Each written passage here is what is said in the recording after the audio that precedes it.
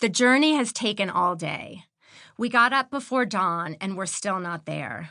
The road before us winds and swerves, up hills and down. It is very narrow and you can't see around the curves, so you have to stay to the edge and hope that no one's coming in fast from the other direction. My older sister Meg is driving like she always did. My 3-month-old daughter Maisie is in the back, asleep in her car seat. There are fences and walls on either side of the road, and beyond them, green fields and horse pastures unfurling to dense woods. I'd forgotten that trees get so tall, taller than the second story of a house. I'd forgotten that there are second stories of houses. I'd forgotten about grass. I've been away so long. We pass a small sign for Huntley. There's nothing here but a low white house where the rural post office used to be. It shut down years ago, and now Huntley is just a name on the map. A mile later, we turn left onto a smaller road. Meg slows down as the asphalt gives way to gravel, as Dad taught us to do out of respect for the neighbors. The lane tightens as it passes a row of mailboxes and a neglected stucco chapel that was once a slave church. To our right is a house abandoned when we were children, its rusting swing set still lurching in the weeds. On the left is the overgrown apple orchard where a horse named Mac used to graze, so skinny we could count his ribs. My heart skips the way it used to when I was a girl and we'd come back after a long absence. What was waiting for us? What had changed while we were away? We were gone far more than we were here. Always I had so many questions.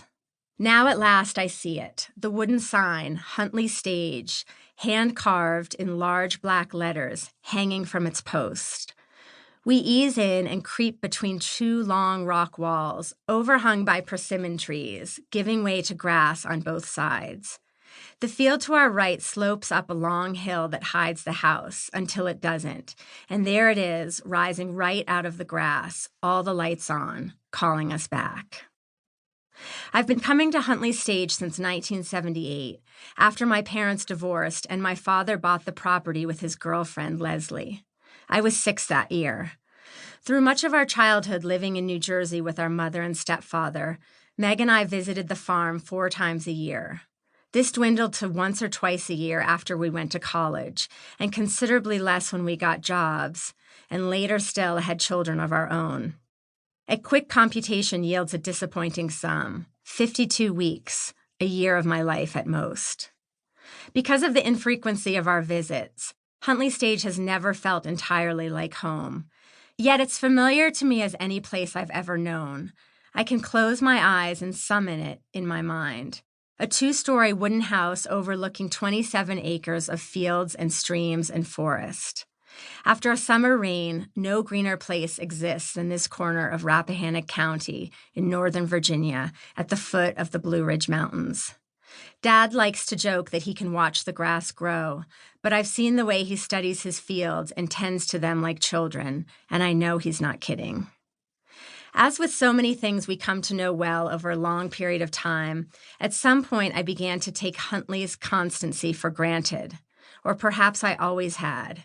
I thought it would never really change, just as I thought my father would never change. I was wrong. 3 weeks ago, Dad was diagnosed with stage 4 kidney cancer.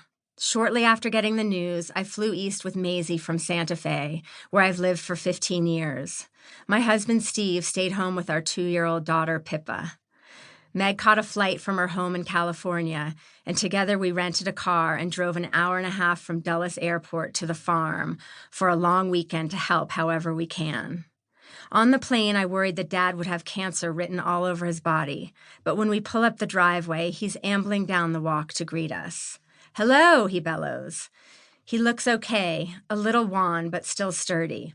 Himself. "Dad," I say, hugging him hard and handing him the baby. He puts his arms around her, and I put my arm around him, and together we walk slowly inside. Through his sweatshirt, I can feel his shoulder blades moving up and down with his breath.